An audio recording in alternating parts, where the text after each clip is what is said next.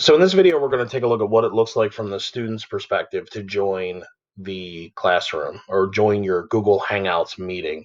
Currently, you could see I'm in the classroom that I created from the previous video utilizing the calendar. So I have an open classroom going. This is my period 1 B-Day math schedule. I don't know what I was typing when I did that. And again, quickly refreshing the interface, you can see that the connection information as far as how to connect is on the left. I have my microphone muted. I'm doing this because I'm using this computer as both the student and the teacher. And if I have both of them turned on, it does some very crazy things with the microphone.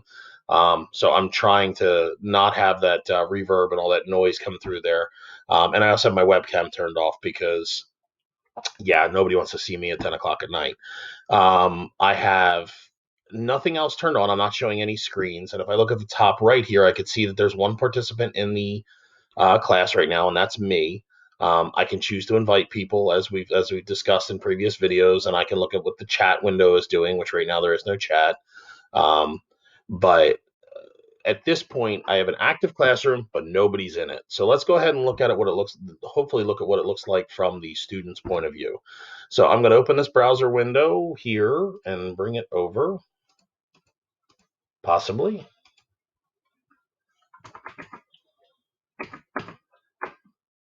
I'm going to bring this over. This is my sample student, good old Rudy Test.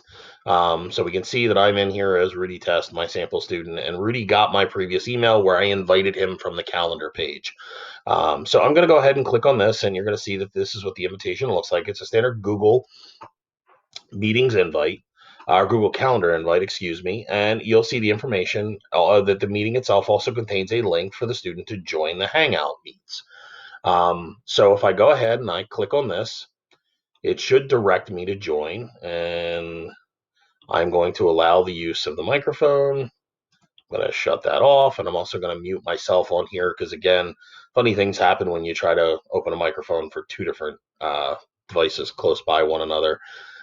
So now I'm in here, and I'm going to go ahead and click join now. And you can see that I'm in the meeting as the student. So just to clarify, teacher interface, you could see that this is me, the teacher, and this is the student interface. So this is what the student sees. So the student can unmute their mic, can put on their camera. They can do some of the same things that you can, but not the same things. They can still invite other people to the meeting because this is an open session. They could see the chat window and see who's in the chat, or the invitee list, or the people list as it's called, and they could see everybody that's in the list. And they can also access the chat window. So if I do that and then I switch back to the teacher view, you'll see that I got a message on my screen, and I can click my little chat window and I can see that Rudy is having a problem. So from the student's perspective at this point, the system looks very similar to the teacher,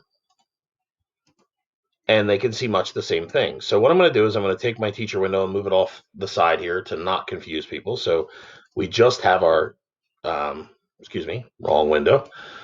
I'm going to move this over here. This is the student window. And I'm going to now share my screen with the student. So as the teacher, I'm going to go ahead and I am going to find something that I want to show.